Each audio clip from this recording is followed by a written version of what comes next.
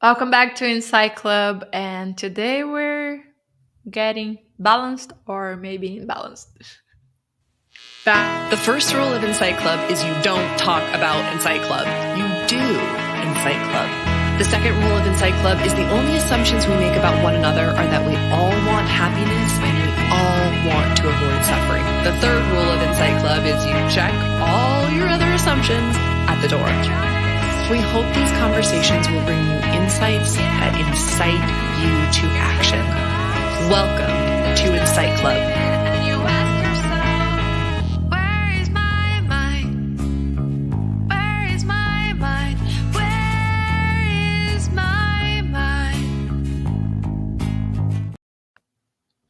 Welcome back to Incite Club. So last time we had as our insight this idea of can I breathe and laugh when I realize I want to prove someone wrong? Because our whole conversation last time was around breath and laughter is, I think, like a really nice category of breath that is an interrupter. So I wanted to share my experience around that. And of course, it happened while I was doing Kundalini yoga.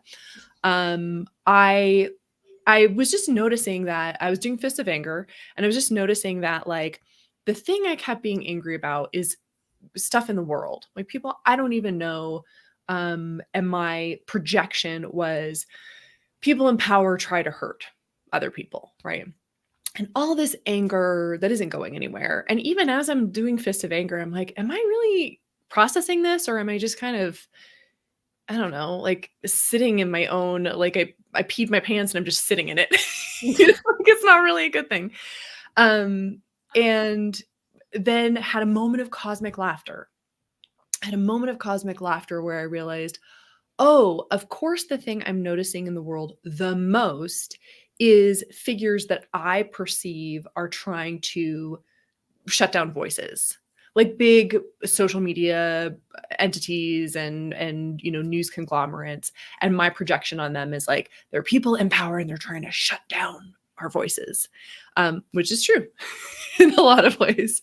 But the part that sent me into cosmic laughter was, of course that's happening because I'm in my own journey of using my voice more. And so what I'm experiencing in the world at large is just my own journey. And when I think about, like, my view of cosmology, that there was one consciousness, and it's like, I want to experience love and life, so I'm going to shatter into all these different pieces so I can have that tension and that contrast and that experience. So and then all of consciousness is just going through that journey of speaking up and using its voice. So it was a beautiful interruption to my anger, noticing its projection. And I was able to breathe and laugh. And interestingly, the laughter came first. When we were talking about this insight, to action, I was thinking, oh, if I can breathe in a situation when I'm angry and when I really want to prove somebody wrong, and I really, like, ultimately it's, I really want to be persecuted. I really want to be a victim, right? Like, I really want to feel like you're doing something wrong to me and I'm suffering for it. And I thought breath would come first and then I'd be able to laugh about it. But it turns out the laughter came in one beautiful moment of like, oh, duh. No wonder I'm seeing this everywhere I look, because that's a cool analogy. It would be like, you look around the world, you're like, everything's green. And it turns out, no, I'm wearing green glasses. Mhm. No wonder it's everywhere I turn. It's the thing that I've put right in front of my face. So that was my experience with breathing and laughter. For everybody watching, listening, we'd love to hear, did you run this experiment? Did you play with how can I breathe and laugh when I feel like I want to prove somebody wrong? We'd love to hear. Yeah. I actually love that. And I was thinking, as that analogy that you made about the glasses, it's that confirmation bias, right? It's that we are looking through a certain lens, and of course we're going to see that repeatedly until we notice that, what is in that to teach me? What is in that I'm not processing? And you mentioned like what you saw, that yeah, this is like the contrast that's being created because I'm looking for people speaking up more and sharing their truth more and like using their voices. And it's funny because that's the kind of thing that happens also when we are creating something to offer, right? Yeah. We usually experience the thing that our clients are going to are experiencing, so that we can come from a pure place and really connect. And Absolutely. I as a writing coach, I mean, I tell clients this is one of the best gifts ever because yeah. it's so you're getting this really immediate access to the exact thoughts, feelings, doubts, desires, challenges, wishes, hopes that your soul audience has. And so like write that. And I see it happen so often. I mean, it's more than a fluke. It Yeah. really is like a universal law. There are people that talk, and I even said this before, like that is like a test from the universe, God, whatever you want to call. But now I feel like it's not really a test; it's more like a preparation. See, I see it as just a content idea like content downloads. Yeah, yeah, it God's could be, but telling you I what to feel put like, in your oh sales yeah, emails, this dude. it's like, instead, if we look at these obstacles as like, oh, this is the perfect opportunity for my soul to learn and Yes. to grow through this so that I can help myself and others as well. It Yeah, That feels it's better. You so, know what word feels totally different to me from test is initiation. yes. So test feels like, you know, there's no good energy for me in a test. It's like, can you do this? Can you do this? Are you going to trip up? Are you going to mess up? And Have initiation you is like, passed? yeah, initiation is you're ready. And it's going to be a trial still. It's going to be woof, you know, some big shifts inside of you.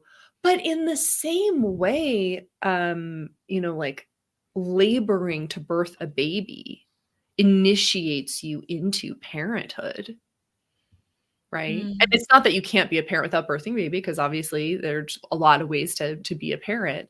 But that's a pretty good design, I think, that nature had. Nature's like, you're about to have this, like, you're about pass through a portal and become a parent, which is a big deal. And a lot of people are really like scared of it. And so nature's like, I'm going to show you you're ready. oh, You're going to build up the strength, like, to do this. yeah. Mm, yeah, that's a good one. Mm. Says the woman who's never birthed a baby and has a totally Two women has that the privilege of thinking about it as this lovely metaphor as opposed to the actuality that it is.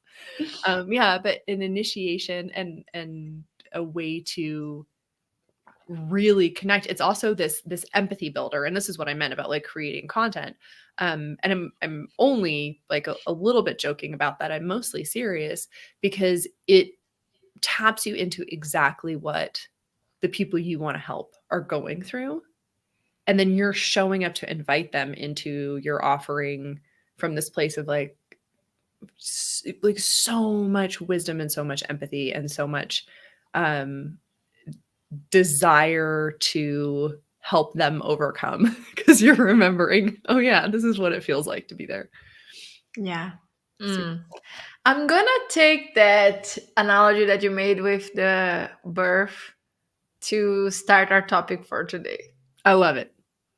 So we were just talking before we hop in, like 1 minute before we hop in, about the thing that we're going to talk about. And I mentioned balance and obsession. And my hypothesis is that people confuse balance for inertia. And I want to hear all about that because that hits me in my it's intuitively true button. And I also don't know what it means. Mm. So I'm gonna mention so before I forget, because my mind goes other places sometimes. I'm gonna mention the thing with obsession and the women giving birth, Okay. and why things connected to me. Um, one of the things that is spoken all the time about people who make extraordinary things is that to do the extraordinary, you need to do the uh, extraordinary. Basically, you don't do the basically what everyone does. You go beyond. You run the extra mile. You do more. You cut off your own ear. Oh, no. I was just thinking of like Van Gogh? No, no, you right, don't yeah, have. like some of our artists we hold up high as geniuses were also like so tortured and so Yeah, extreme in yeah. yeah, and there's those like over the top examples like you mentioned Van Gogh. Yeah. Yeah, people can go crazy when they obsess over something as well. And I was just watching a video about Jimi Hendrix and how he got as good as he was in the guitar, that he would sleep over like wake up with his guitar over his chess because he spent the whole night playing, and like he really took the extra mile. He would walk the streets playing the guitar. He was always playing that guitar. And people would call that an obsession. A lot of people talk about like, you shouldn't obsess that much over something. You shouldn't do this to yourself. Why are you doing this to yourself? Like, not sleeping and so on. When people really get into something. But no one would tell a pregnant woman with her belly like almost exploding, why are you doing this to yourself? Why don't you just remove that baby earlier so you don't go through all of that? Right? Well, yeah, I mean, there's kind of Well, a side note maybe about not that. no one. Nobody except a doctor would say that. Nobody except somebody from the American medical establishment. Yeah, but that's a side note. Yes. And giving birth is an extraordinary thing that requires a lot of effort of a woman's body to get there. Mm. So it demands a lot of energy. So why do we expect that other things don't require all that energy? And why are we always talking about balance as if it was like the perfect thing, as if nature doesn't go through cycles as well? Ooh. Ooh. Okay, that's such a like the woman growing the baby is such a beautiful way to think about this because what that sparked for me is um we don't tend to say like, "Oh my gosh, why are you putting your body through that?" Right? But we also do tend to give a lot of leeway, right?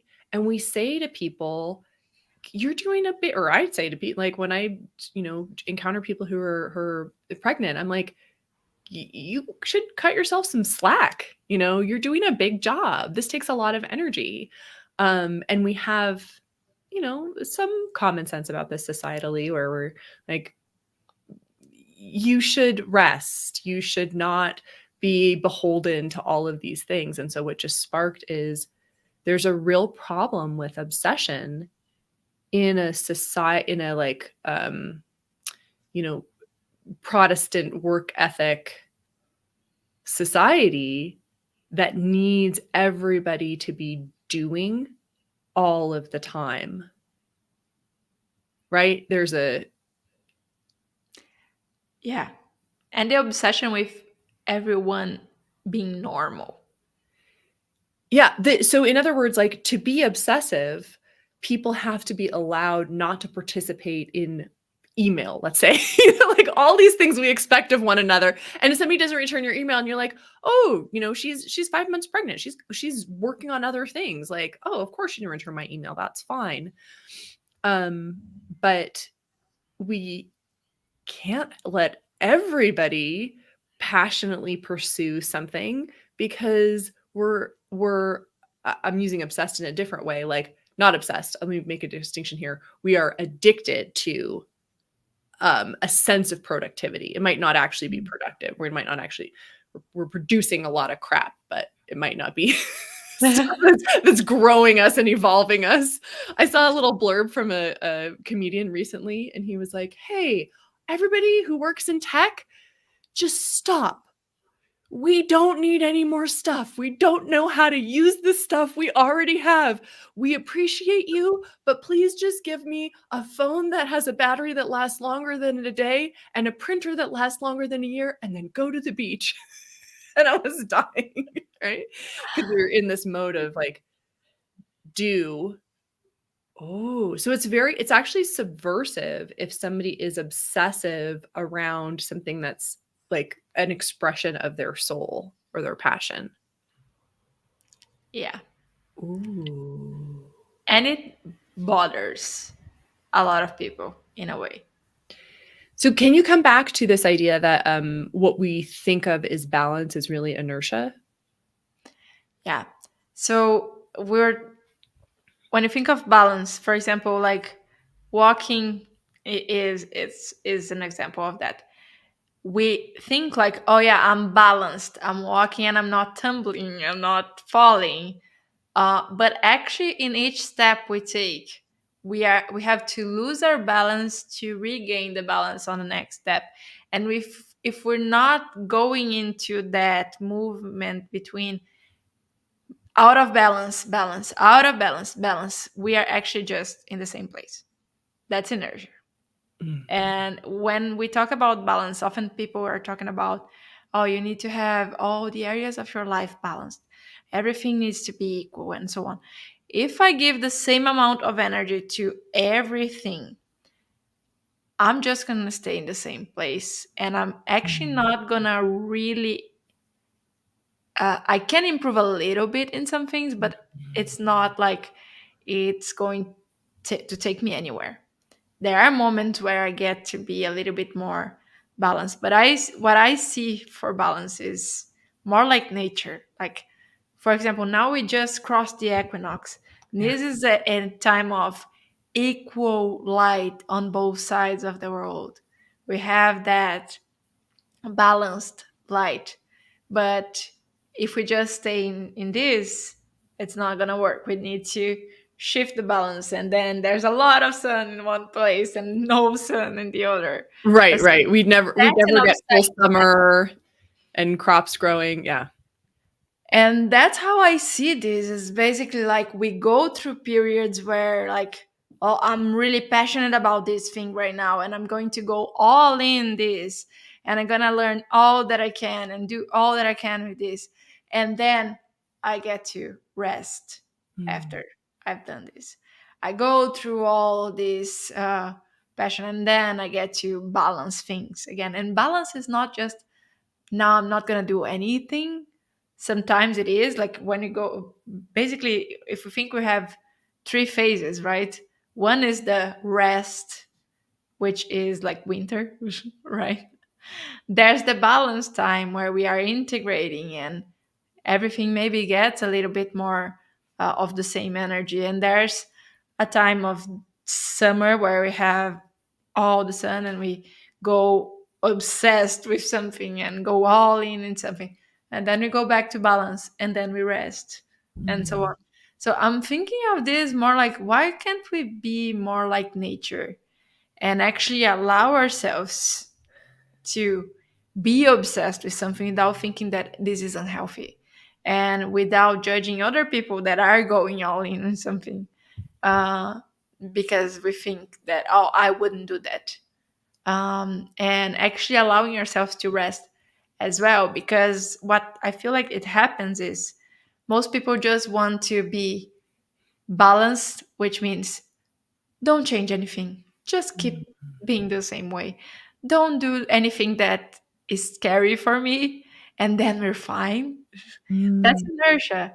And I feel like we die a little when we are cutting ourselves off our passions because we feel it's unbalanced.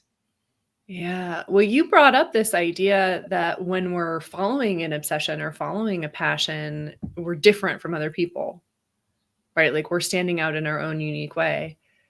That's We're very changing. threatening to a power structure that sees human beings as consumers. right? Like that's a very threatening. And even, you know, the way our schools are set up, I can only speak for in the United States, but the way the schools are set up in the United States came out of like after the Second World War, the success of factories, you know, for like the military industrial complex. There was like in the United States, we produced a ton of material goods during the war and then continuing after the war.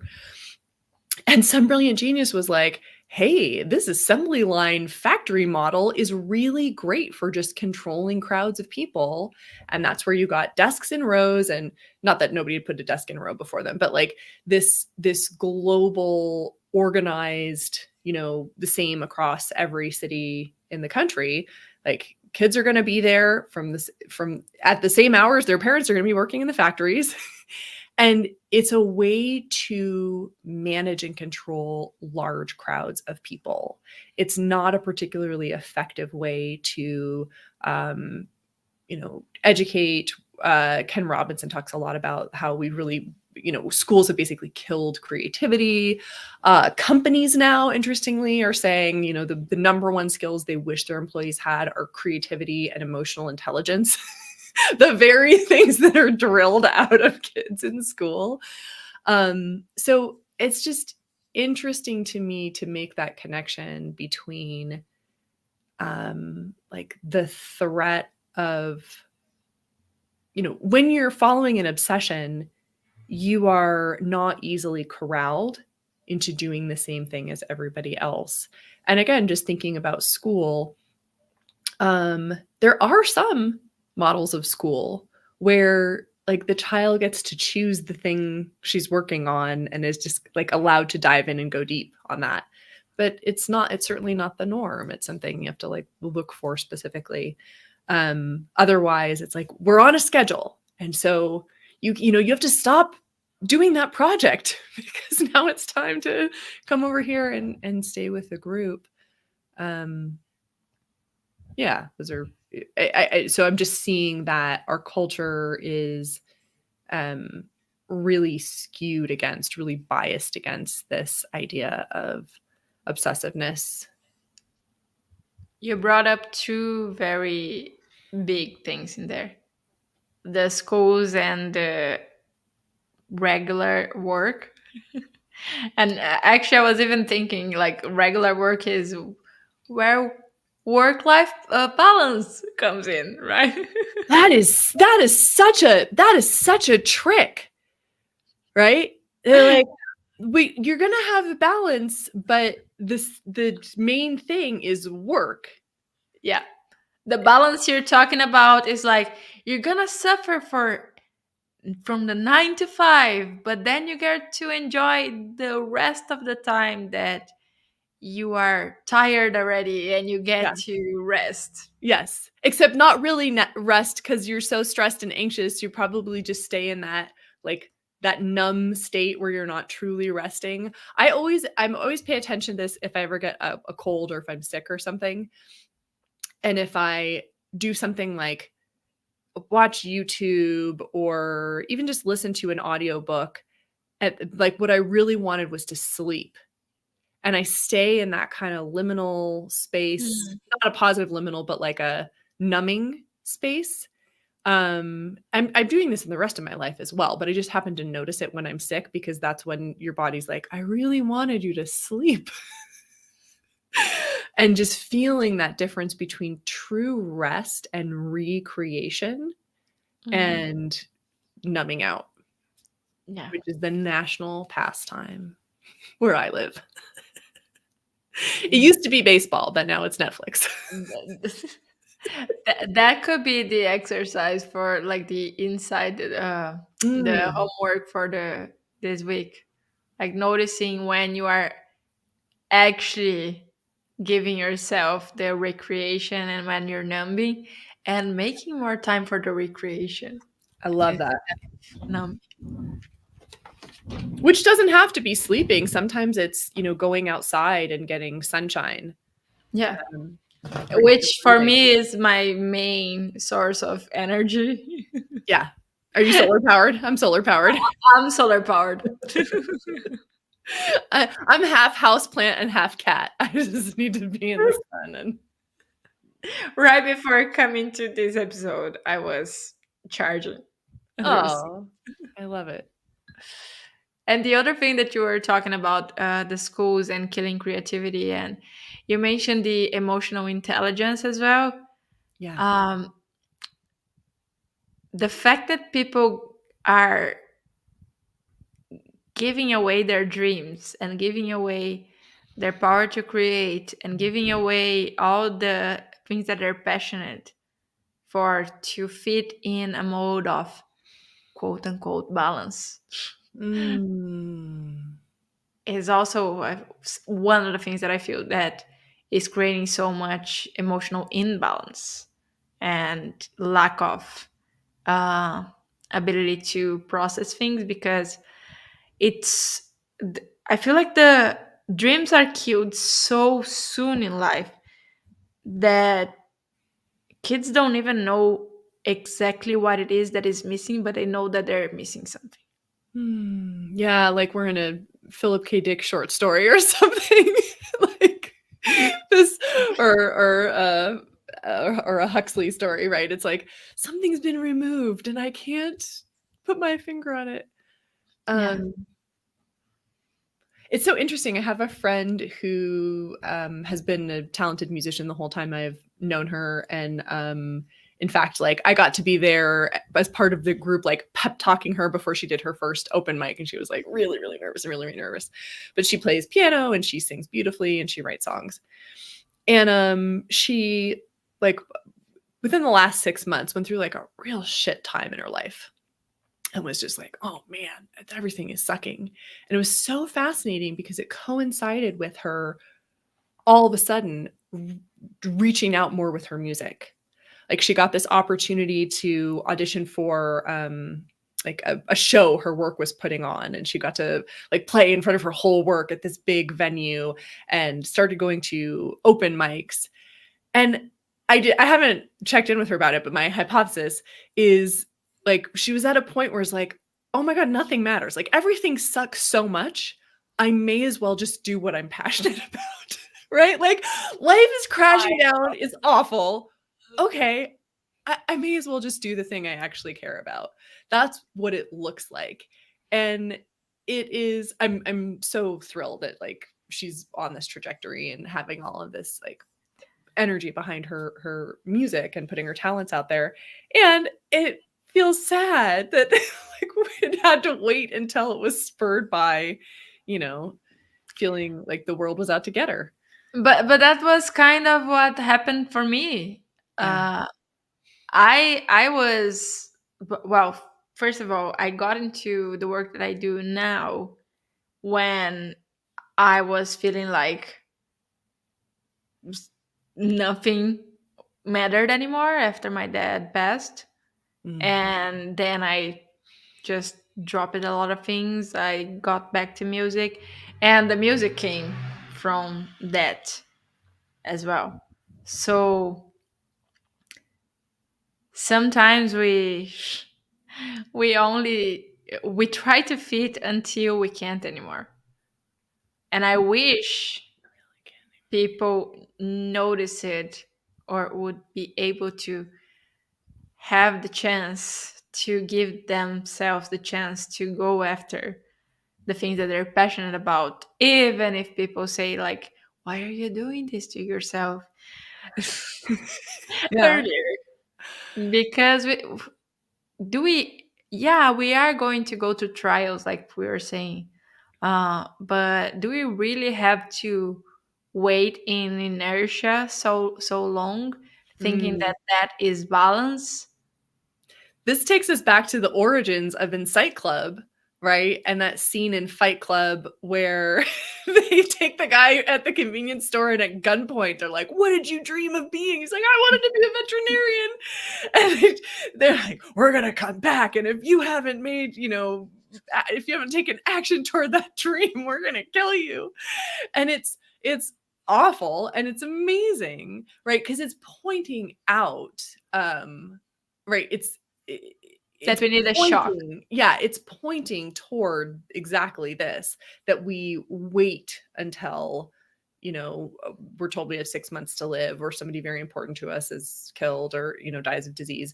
And then we're like, oh, life is precious. And it's like, we need to be shaken to know that life is precious. Um, so, uh, what are, like, do you notice in yourself uh obsessions that come up, and like, do you allow space for them, or do you, now that this is like more present for you, are you thinking of ways you can lean into the obsession more? I was told my whole life that I was too. We have an expression in Portuguese. I don't know if in English is like that as well. Like 8 or 80, basically like all in or nothing. Oh, okay, that makes sense. Yeah. um, and so yeah, I am all all in on something, or I'm out. And yeah, even with the music, like when I started again, I spent nights awakened, just like obsessed with learning everything that I could, and really excited about creating a song. And my mom would say like, uh, "Go to sleep sometime," and I would say at 6 a.m. in the morning when she got back uh, up, Hmm. "Good morning," after staying the whole night awake, and I was just like pure joy. And like, haven't you slept anything? No, I'm going to the sun recharge now. But I was so like filled, like really nourished by what I was doing, that that Mm. obsession didn't tired me, didn't take anything from me.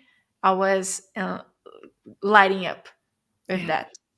And same thing with rehearsals now. Like sometimes I go like 3 4 hours rehearsing, and I'm just, this is the best thing in my life. Oh, that's amazing. So, and it's the same thing with anything. Like even when I started learning design, I put all the work that I could on that. And now well, now I'm in the obsession with the rehearsals, but I am in a time where in design, for example, I don't have to put a lot of effort. It comes naturally, but I see all the things that I fed my soul during the time. So it's balanced now. But I filled up during the times of obsession. Yeah. That's making me think of this, this claim that Malcolm Gladwell makes, that I think it kind of is controversial, this idea of 10,000 hours. And Mm. you could easily spend 10,000 hours on something and still be so mediocre at it. Like, you could spend 10,000 hours on something and there's no electricity to it. And I wonder, maybe it's more like 10,000 watts. Because what you're saying, and what you started out by saying, is in order to have extraordinary, output in the world, we have to put in extraordinary energy. And maybe that happens, it makes sense that, like, practicing, especially a musical instrument or a sport, there's a lot that gets refined. Um, but where's the conversation about how much, like, thumos, right? Like in Greek, you say like your spirit, your thumos, like your, your, uh, it's like your amount of participation. Mm. um, How do uh, you create the perfect self-fed battery, basically, where you put in a lot of effort, but you're getting back as well, and you're not like waiting to get that back. Like this is one of the things. Like people get tired of obsessing over something if they're not repaid fast, yeah, when they're not really passionate about that thing. But if we are really passionate, I know that there's not amount of effort that feels like thrown away. If because we're not passionate about it, I think it's probably practice, not obsession. yeah, And practice is something, 10,000-hour things in practice, that's something that is very much supported by our culture. And, any kid who's played a musical instrument and didn't really want to and had the parent saying like, "You got to practice, you got to practice, you got to practice." Or even, with academic subjects, like you got to copy out your spelling words that many times. If the passion's not there and you're practicing, talk about inertia, right? It's just the same. And you're not going to have those breakthroughs, right? because you're not that present in Yes, absolutely. It's something we can do by rote versus the person who's obsessed. So there could be, there could be the kid who's learning piano and is like, oh, I want to get that right. I want to get that right. Oh my gosh. Okay, I'm going to go back and play it again. I'm going to go back and play it again. It's your spirit that's fully present. It's your creative desire coming through, and you might still feel challenged and feel frustrated. I've gone into obsession mode in writing things, and I was going to ask about this because you talk a lot about flow, and I feel like we're talking about flow state here. So yeah. yeah. Well, but I just mean like I I call it a sprint. I say like I really like to just go all in, and I haven't written I haven't written a book in a while, but when I do, it's like that's what I'm doing. Like there's frozen food, Grady. Just like fend for yourself. It's like that's what I'm doing, and I'm all in on it, and it's where my focus is, and I love it. That's my preferred way to create. And now I'm able to, what's cool is I'm able to do like mini obsessives. I'll call them. So like for creating content for my business, I take myself on writing dates, and I usually go to a coffee shop and I just enter a different reality. Enter a different world. I can Mhm. feel, I don't feel when I'm leaving, but I feel when I'm coming back. So I know I've been gone. So I'm there and it's all I'm doing and everything else falls away. And I'm in the writing. And then I feel myself kind of come back into my body. And I'm like, oh, okay. And now it's time to go home. And then I don't look at it again until the next stage of things. It's contained.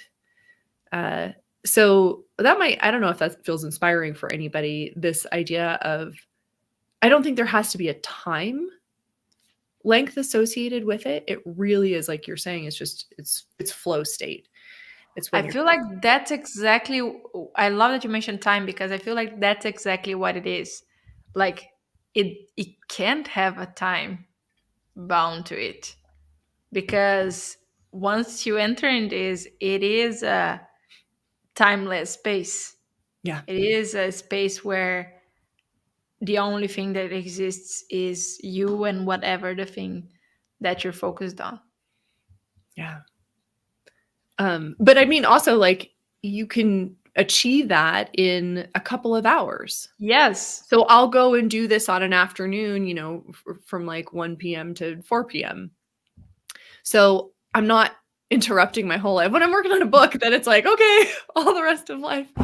And I've had this thought a little while back, and now I'm like super tickled by it because um the idea of spinning plates is used all of the time as a negative image, right? Like, oh, you don't want to feel like you're running around spinning plates and you have to always give attention to this. But I'm like, well, why not? Like, if you actually watch a plate spinner, um, they have a plan. And they're just going and like one plate at a time gets maximum energy. And they're like, I'm going here and I'm full on spinning that. And then I'm going here and I'm full on spinning it.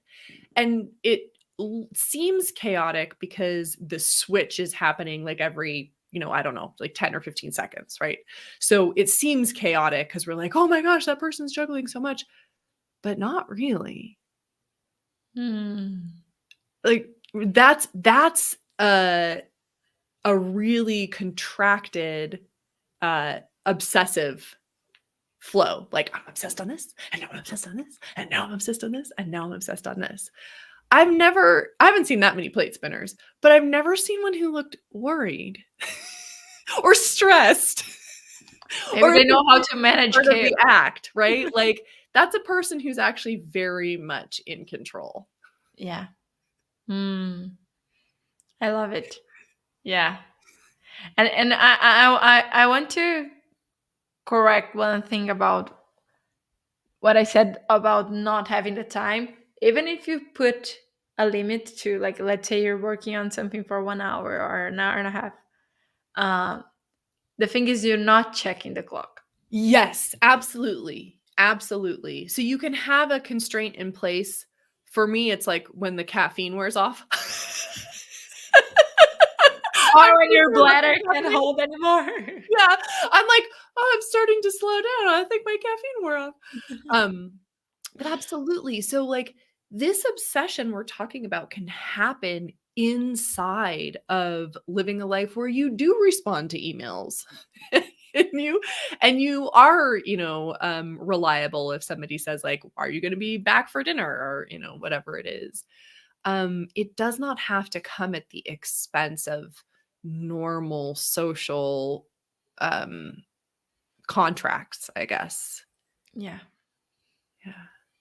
So is that where the balance would be?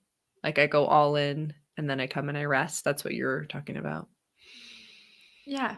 You knowing where, feeling, I would say, when it's time to rest, when it's time to use all that energy, and when it's time to balance it out. Because the thing is, so many people have all that passion, have all that energy, and are told to tame that. Yeah. Yeah. And then we talked about this too. Like, it's not that we're always in rest. We're always in that slightly agitated state, whether we are being productive, I'm doing and doing and doing and doing and doing, but I'm not really in it. Like, my soul's not really in it, I think is true for a lot of people. Um, or I'm not doing anything from the outside, but still my internal self is like stressing and thinking and doing all this stuff. So we've And managed to create two different states of inertia, neither of which is true rest or true passion. we're always feeling, tell me if you have this, because I had this so many times. And this is when I feel like, I'm not creating enough. uh, where you feel like when you're resting, you feel like you should be doing something, and when you're doing something, you feel like you're too tired, and you should rest. Yeah, I'm in this right now, and it shows up for me as resisting going to sleep because Mm. there's a feeling that I haven't gotten enough done during the day. So I get in bed and I will, like, watch YouTube videos for like an hour. I went to sleep at midnight last night because not because I was up doing something and really, like, I was working on a project but not with passion and not in flow, so I didn't get a lot done. It was kind of just like, rearranging. It's like, I'll change the font color, I'll change the background size, it's like really ineffectual kind of creating. And so I was at my computer late at night, like, that doesn't serve me. And then I went to go to bed and went, oh, I didn't do enough today, I shouldn't go to sleep, so I'll just stay up. Yeah. I catch I'll just myself. stay up watching, British game shows, and that will definitely serve me.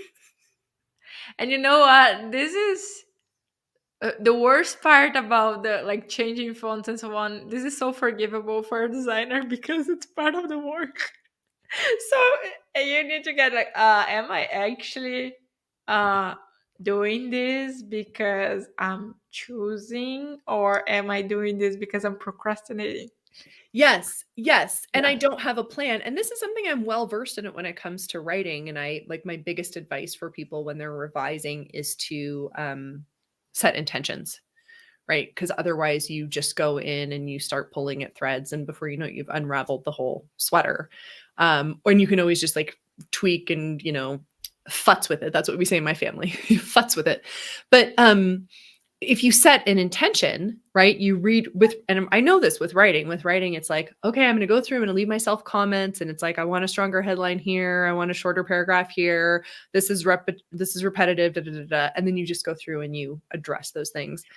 And I learned this process with you, and I feel like this is a much more productive thing than just going in trying to make shifts in the things without actually thinking why am I doing this or what. Yeah, and I think intention is huge for focus, and that's something I'm always bringing to my writing dates. Like when I take myself on writing dates, I'm not sitting down going, I wonder what I will write. I'm like, my intention is to create this many pieces of content of this type, and I've already got my ideas and I've already created like dummy docs where I've just pasted my notes in so I'm not looking at a blank page.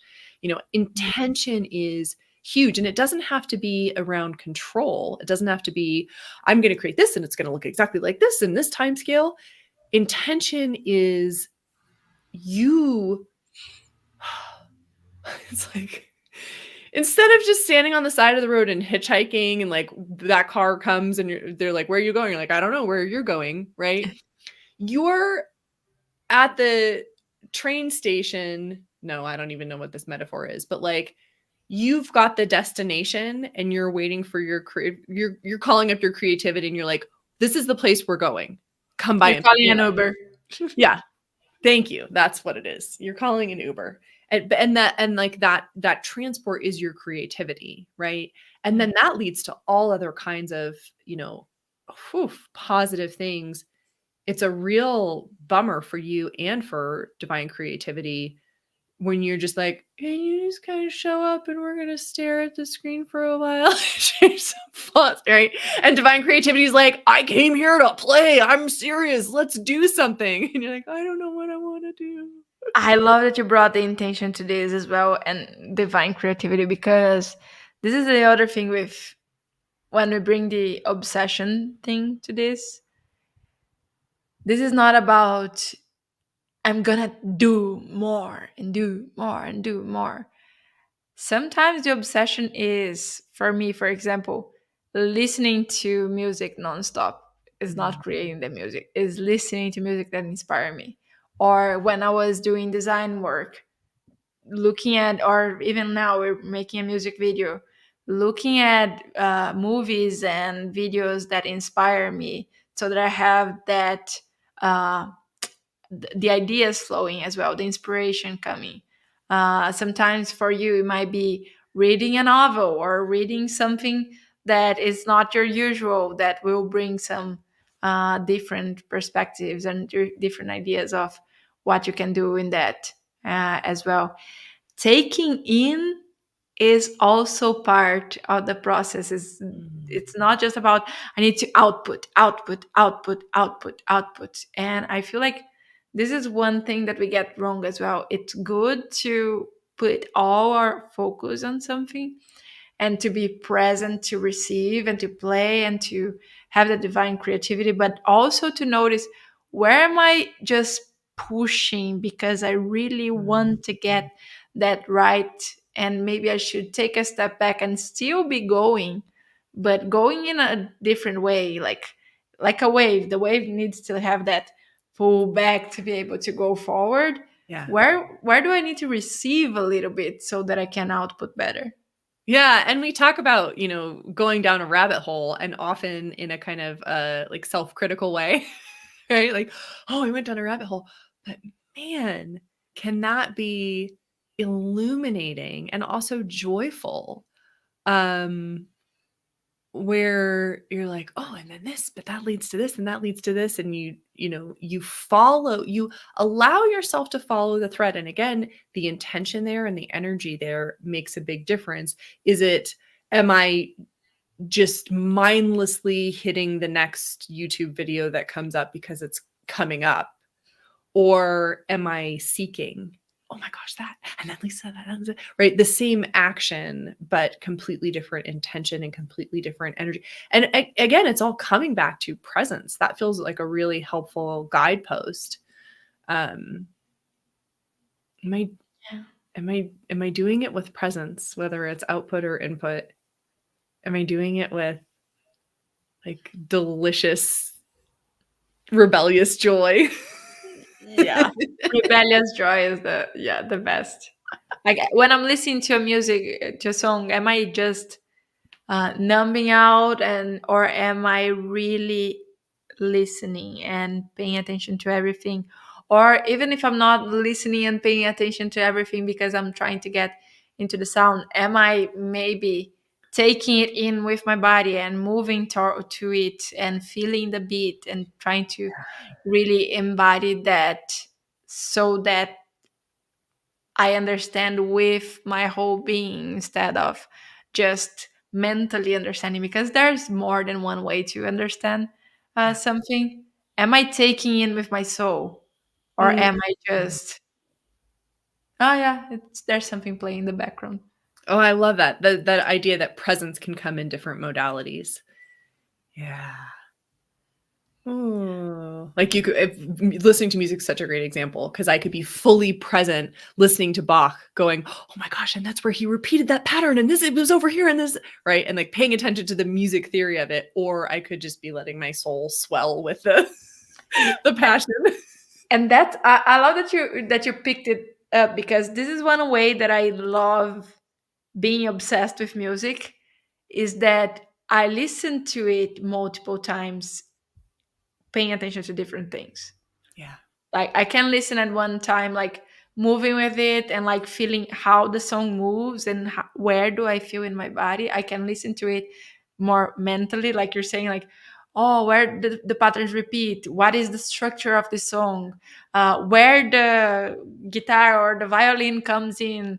Oh, there was nothing in the beginning, it was just vocals and a pad, and suddenly this grows this way. Like how many instruments they're playing at the end, how many instruments were in the beginning.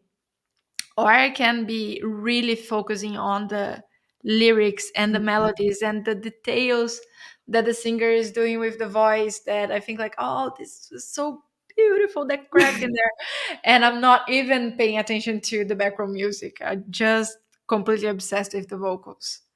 So there's that immersion in so many layers that we get to experience. And I wish we could do that with everything in life, like be immersed at this level. Well, let's do it. Let's start a trend. Let's do it. Normalize being obsessed. I'm so over. What can we say instead of normalize? I am so over that Yeah. word. That goes back with what we were saying in the beginning. People are obsessed with normality. Yeah. That's why obsession is so off. Like, can't we just be the same way and not change ever? Yeah. Uh, can And you something just? doesn't have to be and something doesn't have to be widespread. It's the feeling I have is more like bring love to obsession or like be open to or be accepting of. Like not everybody has to do it in order for us to say like, "Oh, that's really cool that you're doing that." Yeah, acceptance is the Yes. word for sure. Yeah. Not normalize. It's not normal. We're not trying to be normal. We're just expressing. Yeah.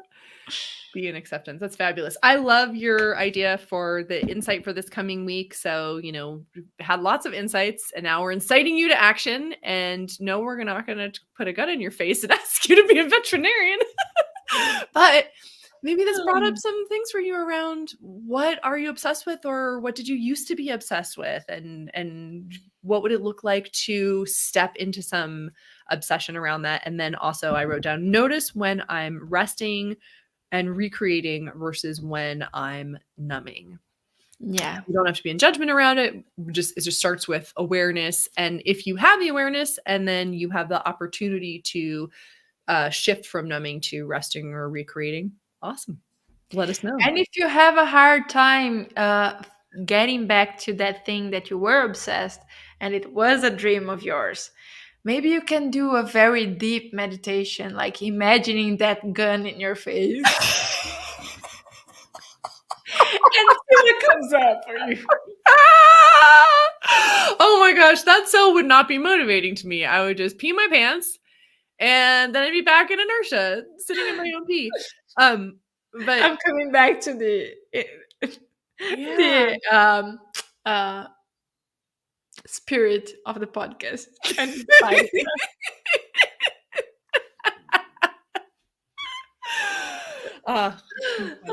Too funny. that Yeah. was a joke. But if Whatever. you're inspired, I was with you on meditation. I was like, oh yeah, you could go into a deep meditation. I was like, I thought maybe you were gonna say you could, reconnect with your younger self and have a conversation with them, and just imagine Brad Pitt threatening you. that should be a cut for the podcast. Oh my goodness. Oh, what a fabulous topic. Thank you so much for bringing this. Thank you. Obsession versus balance. Oh. I love that. Yeah. Well, we'll see you all next time. Leave us your comments, leave us your questions, leave us your insights, and tell us if you are following the invitation to incite yourself to action. Yeah. Till next time in Incite Club. Go do some obsessive flow. Obsessive.